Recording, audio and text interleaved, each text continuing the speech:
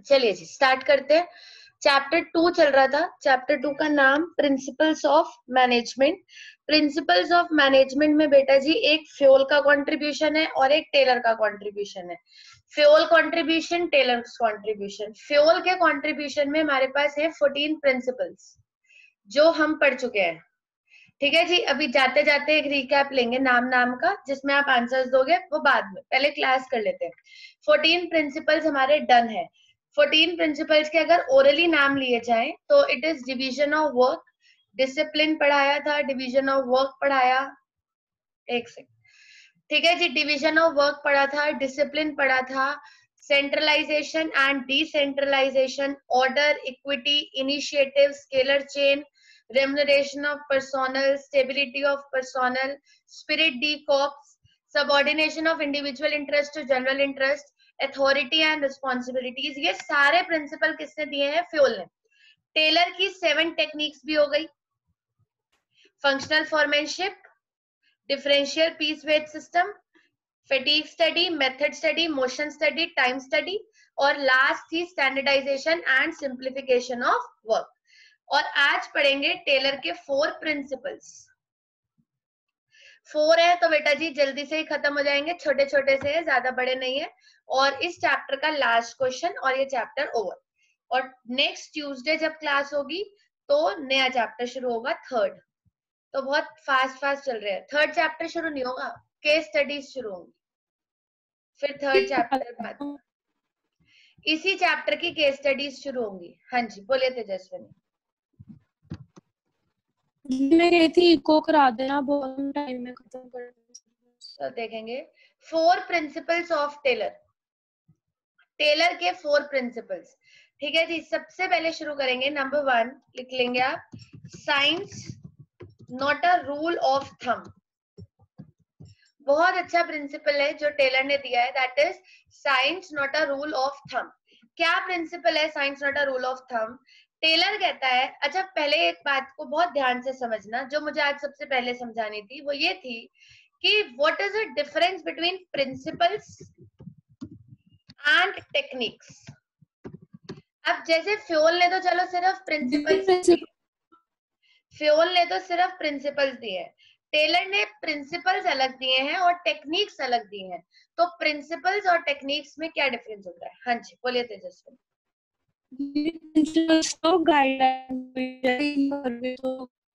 Principal guidelines हो गई और टेक्निक्स, देखो डिफरेंस क्या है।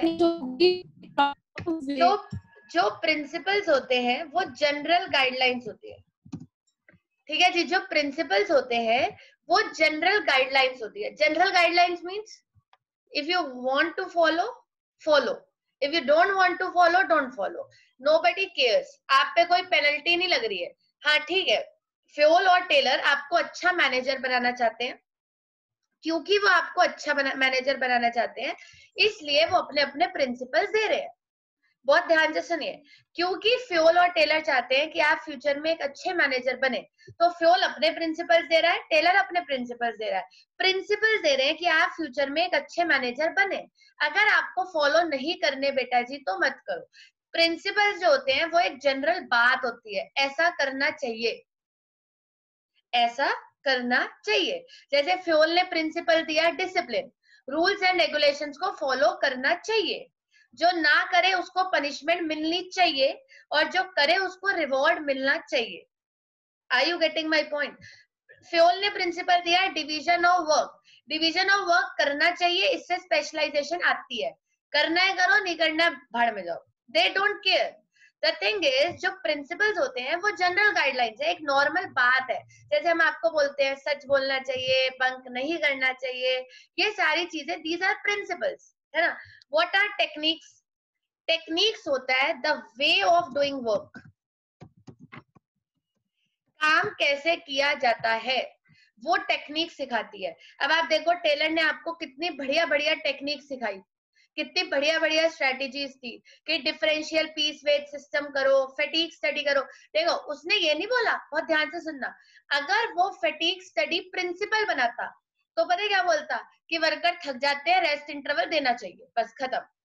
लेकिन उसने आपको प्रॉपर तरीका सिखाया कि रेस्ट इंटरवल कैसे दिया जाता है।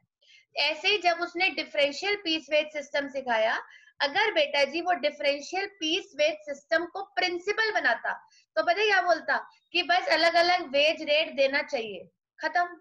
लेकिन उसने आपको प्रॉपर तरीका सिखाया कि कैसे वेज रेट डिसाइड होगा, एक लो एक हाई, ये वो फलाना ढिमकाना। मीन जब आप किसी को टेक्निक सिखाते हो तो टेक्निक थोड़ी सी डिटेल में होती है, बट प्रिंसिपल्स डिटेल में नहीं होते हैं। प्रिंसिपल्स एक जनरल गाइडलाइंस होती हैं, बट जो टेक्निक्स होती हैं वो जनरल गाइडलाइंस नहीं होती हैं, वो पूरा काम करने का तरीका बताती हैं। जैसे कि आपने टाइम स्टडी पढ़ी तो आपको बहुत देर लगी, प्रिंसिपल्स तो बहुत जल्दी जल्दी हो जाते हैं क्योंकि प्रिंसिपल्स एक जनरल गाइडलाइंस है, बट जो टेक्निक्स है वो आपको पूरा प्रॉपर काम करने का तरीका बताती है कि ऐसे ऐसे काम को करना चाहिए। जैसे फॉर एग्जाम्पल जब फ्योल ने यूनिटी ऑफ कमांड दिया, बहुत ध्यान से सुनना, तो उसने बोला कि वन सुपीरियर वन सबऑर्डिनेट होना चाहिए। आगे तो आपको कुछ नहीं बताया ना, लेकिन जब टेलर ने उसका कॉन्ट्रडिक्शन दिया, किस नाम से दिया था, याद करो, 12th क्लास है भाई, फंक्शनल फॉर्मेनशिप के नाम से, जो आपने 2 बार समझी है, ठीक है जी। और जिसमें टेलर ने यूनिटी ऑफ कमांड को क्या किया था, कॉन्ट्रडिक्ट किया था। तो जब उसने यूनिटी ऑफ कमांड को कॉन्ट्रडिक्ट किया था तो कितने सुपीरियर्स रखे थे, चलो शुरू करो बात, कितने सुपीरियर्स, 4 और 4। 4 और 4, तो कितने हो गए, बोलिए बोलिए, बी क्विक, 8 सबको बोलना है भाई, प्रियांशी, शेवी, तनीषा, बी क्विक। हाँ जी, तो टोटल कितने सुपीरियर्स हो गए, 8। तो जब टेलर ने फंक्शनल फॉर्मेनशिप बनाई थी तो 8 सुपीरियर्स रखे थे। और बेटा जी 8 के 8 सुपीरियर्स के उसने आपको रोल भी बताए थे कि ये करेगा, ये वो करेगा, ये वो करेगा, ये वो करेगा। तो थिंग्स वो, मतलब जो टेक्निक्स होती है वो बहुत ज्यादा डिटेल में होती है, और जो प्रिंसिपल्स होते हैं वो बहुत ज्यादा डिटेल में नहीं होते हैं। जो प्रिंसिपल्स होती हैं वो जनरल बातें होती है, लेकिन जो टेक्निक्स होती हैं वो काम करने का तरीका बताती है कि काम को कैसे किया जाता है। फुल स्टॉप लगाते हैं इस बात पे। This is a difference between principles and techniques. तो फ्योल ने सिर्फ प्रिंसिपल्स दिए हैं, जबकि टेलर ने प्रिंसिपल्स और टेक्निक्स दोनों दिए हैं। तो अगर हम टेलर की बात करें तो बेटा जी टेक्निक्स तो हम पढ़ चुके हैं, आज हम पढ़ेंगे टेलर के 4 प्रिंसिपल्स। सबसे पहला प्रिंसिपल आएगा टेलर का, science not a rule of thumb. जब आप इसकी बात करते हो, science not a rule of thumb, क्या प्रिंसिपल है science not a rule of thumb? देखो, साइंस का मतलब होता है मॉडर्न टेक्नोलॉजीज। तो टेलर का ये कहना है कि जितनी भी आपकी ट्रेडिशनल टेक्निक्स है, आप उन सारी ट्रेडिशनल टेक्निक्स को मॉडर्न टेक्निक्स में बदलने की कोशिश करें। अगर आप ऐसा करेंगे तो आपकी ऑर्गेनाइजेशन की एफिशिएंसी बढ़ सकती है। अब प्रिंसिपल है ना, अब बस हम इतना इतना बोलेंगे, ऐसा करना चाहिए, ऐसा करना चाहिए, ऐसा करना चाहिए, बिकॉज प्रिंसिपल मीन्स कि ऐसा करना चाहिए। ये कोई टेक्निक नहीं है जो हम आपको पूरा डिटेल में सिखाएंगे, टेक्निक्स खत्म हो गई है। तो science not a rule of thumb क्या कहता है कि जो भी आपकी ट्रेडिशनल टेक्निक्स हैं आप उसको मॉडर्न टेक्निक्स में बदलें, ये टेलर ने कहा। अगर आप ऐसा करेंगे, अगर आप ऐसा करते हैं, अपनी सारी ट्रेडिशनल टेक्निक्स को मॉडर्न टेक्निक्स में बदलते हैं, तो बेटा जी आपकी ऑर्गेनाइजेशन की एफिशिएंसी जो है वो ऑटोमेटिकली इंक्रीज हो जाएगी। Am I clear? वो ऑटोमेटिकली एफिशिएंसी इंक्रीज हो जाएगी। बट जब मैं बच्चों से पूछती हूँ कि ट्रेडिशनल टेक्निक से मॉडर्न टेक्निक्स में करने का क्या मतलब है, तो मुझे हर बार यही आंसर मिलता है कि दीदी जैसे मशीन्स मॉडर्न होनी चाहिए। बट यहाँ पे टेलर सिर्फ मशीन्स की बात नहीं कर रहा है, वो कह रहा है everything should be modern. Are you getting my point? Everything should be modern. Everything should be modern means आपका अटेंडेंस सिस्टम, आपका सैलरी डिस्ट्रीब्यूशन सिस्टम, हर चीज मॉडर्न होनी चाहिए। उसने ट्रेडिशनल टेक्नोलॉजी नहीं कहा है जो आप ये सोच रहे हो कि सिर्फ मशीनें मॉडर्न होनी चाहिए। We are talking everything should be modern, हर चीज मॉडर्न होनी चाहिए। जैसे आज के टाइम पे आप सबको पता है कि पहले जमाने में क्या होता था, पहले जमाने में मीन्स कुछ साल पहले क्या होता था कि जो अटेंडेंस होती है वो पेपर के फॉर्मेट में होती थी। आपके स्कूल में भी टीचर्स होते थे, पेपर में साइन होते थे, रजिस्टर होते थे। अब जमाना बदल गया भाई, अब तो हर जगह बायोमेट्रिक है ना, फिंगरप्रिंट लगाया हो गई अटेंडेंस, या आई कार्ड से अटेंडेंस होती है, या आईज के रेटिना से अटेंडेंस होती है। तो हर चीज का सिस्टम मॉडर्न हो गया है। पहले सैलरी डिस्ट्रीब्यूशन पता है कैसे होता था? जैसे महीने की जो मंथ का फर्स्ट वीक होता था, 1 तारीख से लेकर 7 तारीख के बीच में, तो उसमें लाइन लगती थी, फिर धीरे धीरे ऐसे सबको सैलरी मिलती थी। मतलब अब क्या है, सीधा अकाउंट में आ जाती है, एवरीथिंग इज गेटिंग ऑनलाइन। तो यही हम आपको सिखाना चाहते हैं कि अपनी हर ट्रेडिशनल टेक्निक को मॉडर्न टेक्निक में कन्वर्ट करो। जैसे आज मैं आपको एक बात बताती हूँ, जैसे आज के टाइम पे आप ऑनलाइन क्लासेस अटेंड कर रहे हो बेटा जी, तो आप देखना कि आने वाले टाइम पे बहुत सारे स्कूल्स इसको अपनी प्रैक्टिस में लाएंगे, कि जैसे 1 दिन 2 दिन मंथ में या वीक में ऑनलाइन क्लासेस भी चले, क्योंकि अब सिस्टम तो रेडी हो गया है, तो इस सिस्टम को कोई वेस्ट क्यों करेगा। तो इसीलिए हम ये कहना चाहते हैं कि ट्रेडिशनल टेक्निक से मॉडर्न टेक्निक्स पे आइए, जिससे कि आपकी एफिशिएंसी बढ़े। Everything should be modern, either it's your machines तो नंबर 1 है ही, लेकिन उसके अलावा attendance system, salary distribution system, आपका वर्कर्स को मोटिवेट करने का तरीका, हर चीज मॉडर्न होनी चाहिए। जैसे पहले बेटा जी जब आपको पढ़ाया जाता था, छोटे बच्चों को पढ़ाया जाता था, हम भी छोटे थे, आप भी छोटे रहे होगे, जब हमें पढ़ाया जाता था तो बोर्ड्स का ही जमाना था। लेकिन आजकल दुनिया बदल गई भाई, आजकल तो डिजिटल बोर्ड्स चलते हैं। कहते हैं कि जो वर्चुअल मेमोरी होती है वो बहुत अच्छी होती है, बहुत स्ट्रांग होती है।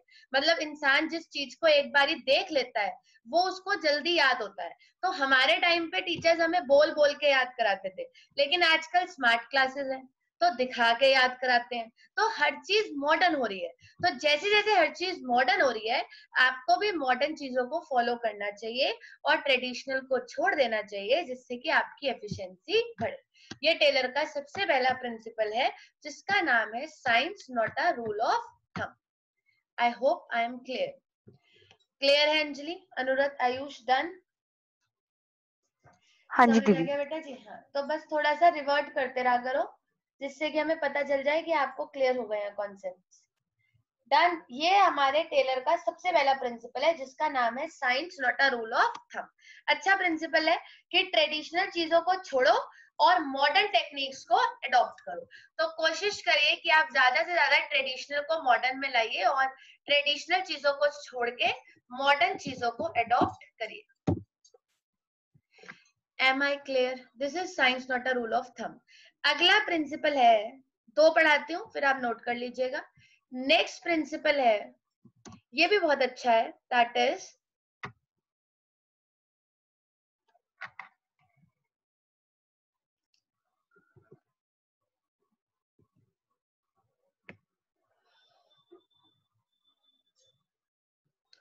पहले कौन सा ले, हार्मनी, कोऑपरेशन,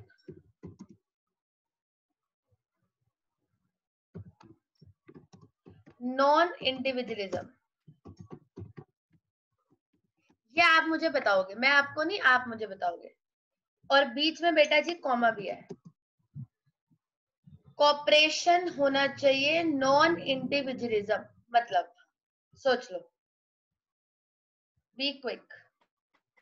सबके साथ कोऑपरेट करना चाहिए, सबके साथ कोऑपरेट करना चाहिए। और नॉन इंडिविजुअलिज्म मतलब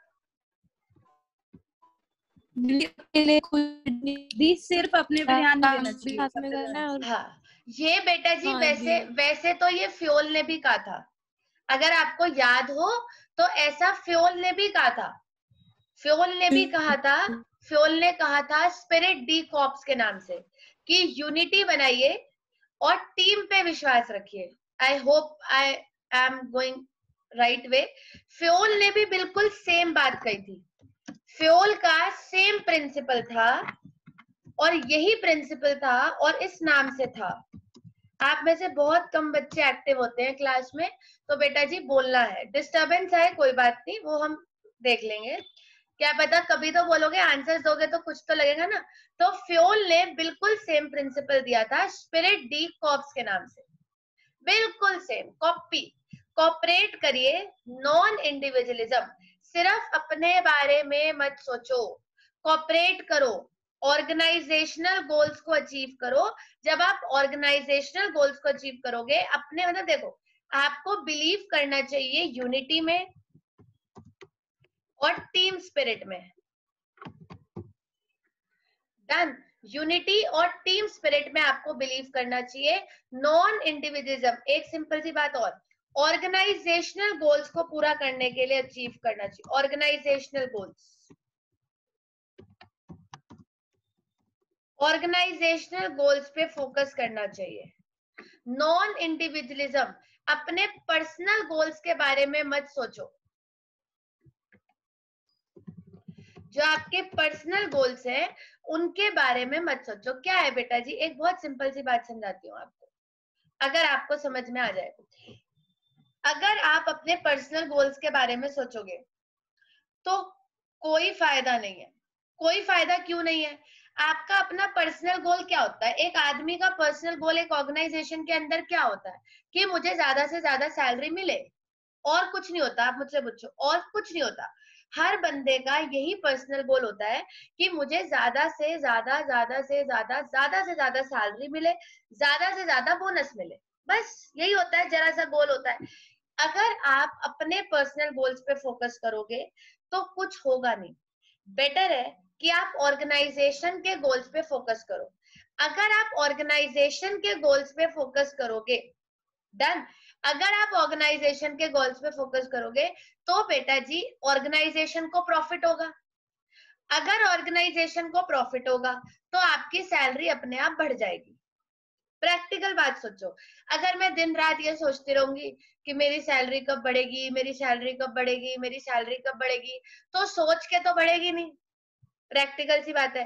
रादर देन मैं ऑर्गेनाइजेशनल गोल्स पे फोकस करूं, क्योंकि जिस दिन ऑर्गेनाइजेशन के गोल्स अचीव हो जाएंगे, ऑर्गेनाइजेशन को प्रॉफिट होगा, तो वो अपने सारे एम्प्लॉइज की सैलरीज ऑटोमेटिकली बढ़ा देगी। प्रैक्टिकली सोचो, ऐसा ही तो होगा।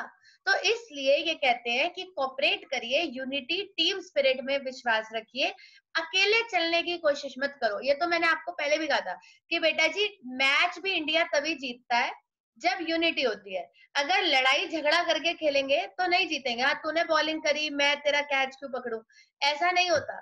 तो इसलिए ऐसे लड़ाई झगड़े से काम नहीं होता है। बहुत हमारे यहाँ तो देख लो आप, जितनी भी गेम्स हैं सब में कॉपरेशन चाहिए। आप इंडिविजुअल नहीं खेल सकते, हाँ बस मैं ही खेलूंगा, ऐसा तो हो ही नहीं सकता। चाहे हॉकी हो, चाहे क्रिकेट हो, चाहे फुटबॉल हो, आप कोई सा भी टीम गेम उठा लो। अगर आप टीम गेम को अचीव करना चाहते हो तो आपको कोऑपरेट करना पड़ता है, ना कि इंडिविजुअलिज्म। इंडिविजुअलिज्म रखोगे तो कभी भी सक्सेसफुल नहीं हो पाओगे। तो इसलिए कोऑपरेट करिए, नॉन इंडिविजुअलिज्म। अपने पर्सनल गोल्स के बारे में मत सोचिए, ऑर्गेनाइजेशनल गोल्स के बारे में सोचिए। जिस दिन आप ऑर्गेनाइजेशनल गोल्स के बारे में सोचना शुरू करोगे बेटा जी, आपके पर्सनल गोल्स अपने आप अचीव हो जाएंगे। ये स्पिरिट डी कॉर्प्स जैसा भी है। और मैं आपको एक बात और बताना चाहूंगी कि ये बेटा जी, एक सेकेंड, स्पिरिट डी कॉर्प्स जैसा तो ये है ही, लेकिन ये इसके जैसा भी है। आपने एक और प्रिंसिपल पढ़ा था, सबऑर्डिनेशन ऑफ, थोड़ा बड़ा सा नाम था, सबसे बड़ा नाम इसी का ही था, subordination of individual interest to general interest. अभी मैं इसको ऊपर कर देती हूँ, subordination of individual interest to general interest. तो फ्यूल के दो प्रिंसिपल से ये प्रिंसिपल मैच खाता है। आप इसको देखो, ये स्पिरिट डी कॉप से भी मैच हो जाता है, यूनिटी की बात कर रहा है, और subordination of individual interest to general interest से भी मैच हो जाता है कि अपने इंडिविजुअल इंटरेस्ट के बारे में मत सोचो, जनरल इंटरेस्ट के बारे में सोचो। I hope I am clear और आपको मेरी बात समझ में आ रही है। ठीक है जी, यही समझ रही हूँ मैं तो कि आपको ये बात समझ में आ रही है। कोऑपरेट करिए। ये सोचोगे कि मैं अकेले ही तीर मार लूं, वो तो संभव नहीं है बेटा जी। तो इसलिए कोऑपरेट करना बहुत जरूरी है। एक लास्ट बात और फिर रुकेंगे। इसी पर, फ्यूल के इन्हीं दो प्रिंसिपल पर टेलर का एक और प्रिंसिपल डिपेंड करता है, इन्हीं दोनों पर। उसका नाम है बेटा जी harmony not discord. Harmony not discord, ये तो मैंने पहले भी बताया था, स्टिल एक बार और बताते हैं। हार्मनी वर्ड का मतलब बताओ और नॉट डिस्कॉर्ड का मतलब बताओ। चलो बी क्विक। अभी बोला कि आंसर्स दिया करो। हाँ जी, हार्मनी वर्ड का मतलब पता है किसी को? मतलब साथ साथ पीस में काम करना। पीस में काम करना, चलो ठीक है। और हाँ जी अंजलि, अनुरथ, हार्मनी, हार्मनी का मीन्स होता है यूनिटी। भूल गए? हार्मनी का मतलब क्या होता है? यूनिटी। और नॉट डिस्कॉर्ड का मतलब होता है no conflicts. As I said कि उन्हीं दो प्रिंसिपल्स पे और ऊपर वाले से रिलेटेड ही ये वाला प्रिंसिपल है। बात वही है कि यूनिटी रखिए, कॉन्फ्लिक्ट्स मत करिए, लड़ाई झगड़ा मत करिए। इसमें टेलर ने बेटा जी एक बहुत ही बढ़िया बात करी है जो टीचर आपसे पेपर में पूछता है। Taylor said that there is need of mental revolution. Taylor ने बोला कि आज के समय में मेंटल रिवॉल्यूशन की बहुत जरूरत है। अगर आपको एक अच्छा मैनेजर बनना है तो बेटा जी मेंटल रिवॉल्यूशन करना पड़ेगा। मतलब mental is something which is related to your mind. तो आपको अपने माइंड का रिवॉल्यूशन करना पड़ेगा, यानी कि अपनी सोच को बदलना पड़ेगा। जब तक आप अपनी सोच को बदलोगे नहीं, आप एक अच्छे मैनेजर नहीं बन पाओगे।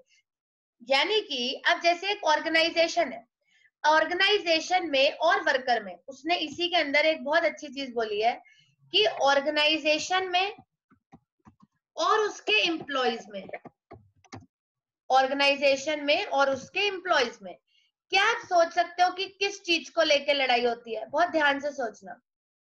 ऑर्गेनाइजेशन में और एम्प्लॉयज के बीच में किस कारण को लेकर कॉन्फ्लिक्ट होता है? वो कॉन्फ्लिक्ट का कारण होता है प्रॉफिट का शेयर।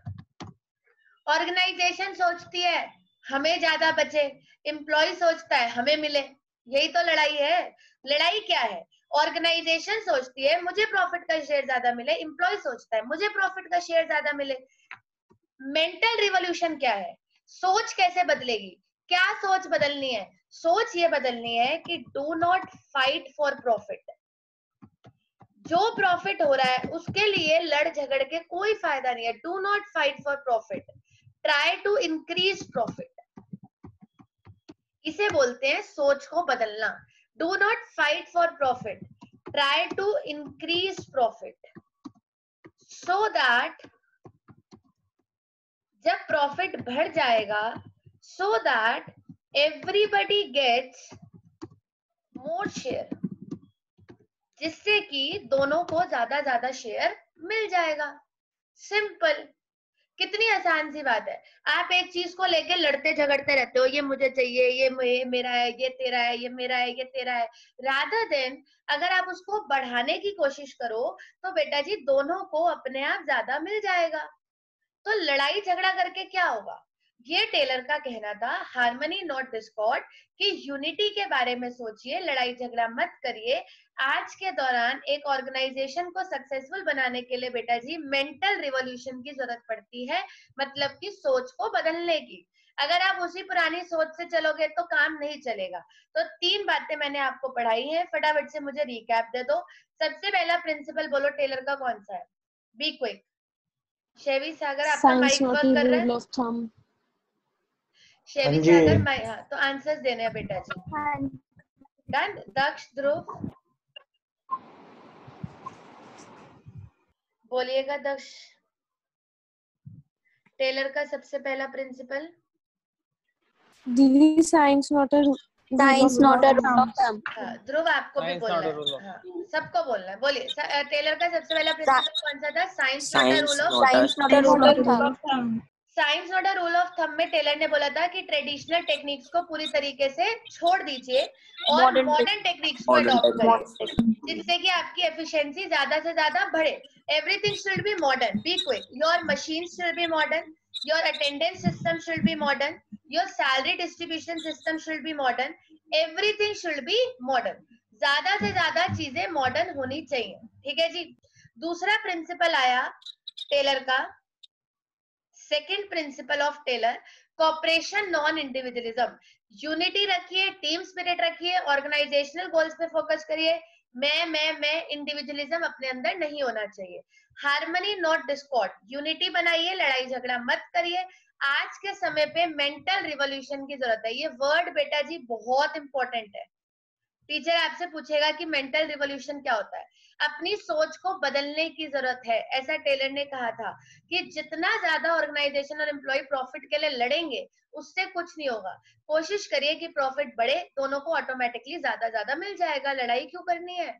तो इसलिए मेंटल रिवॉल्यूशन की जरूरत है। हार्मनी बनाइए, लड़ाई झगड़ा मत करिए, कॉपरेट करिए, सिर्फ अपने बारे में मत सोचिए, ट्रेडिशनल टेक्निक्स को फॉलो मत करिए, मॉडर्न टेक्निक्स को फॉलो करिए, जिससे कि आपकी ऑर्गेनाइजेशन की एफिशिएंसी बढ़े।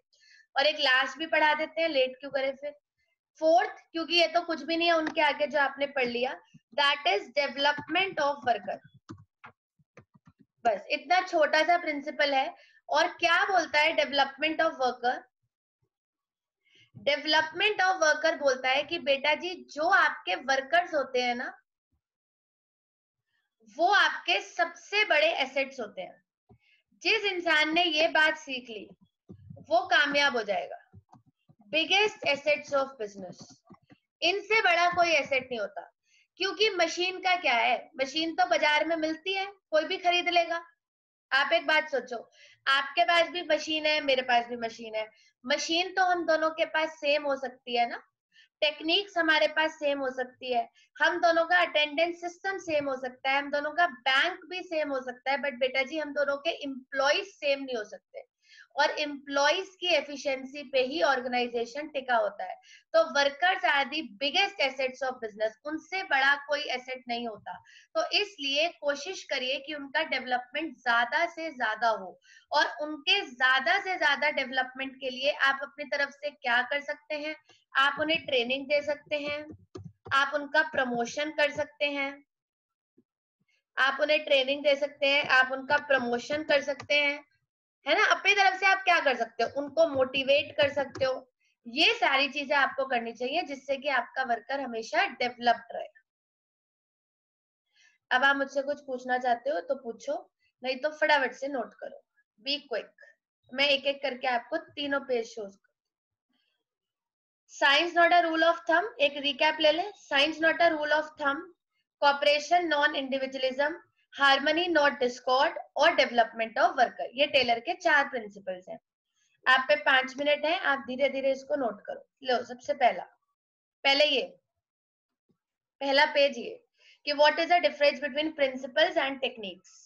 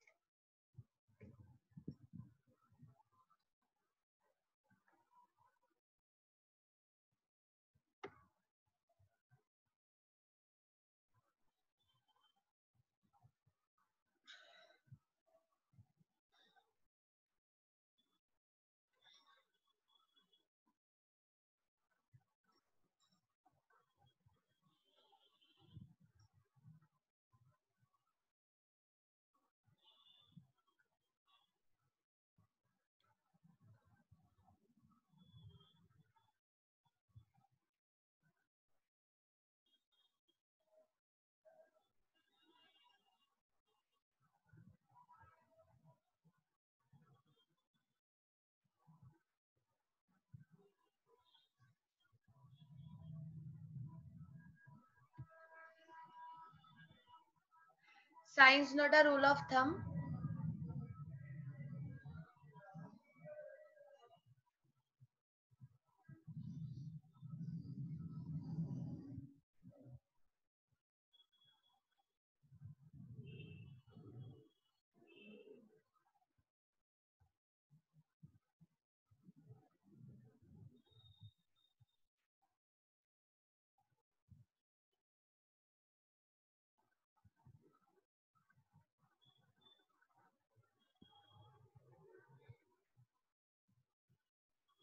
कोई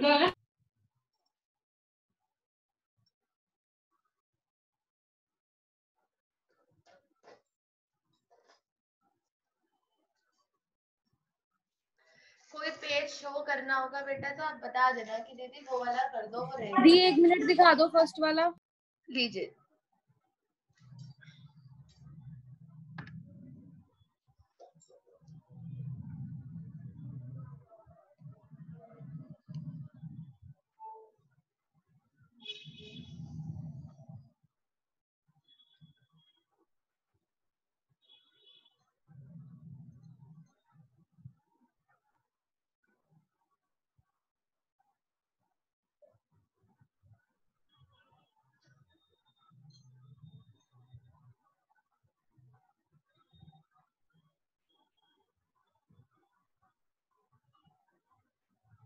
ये हो गया। लीजिए बेटा।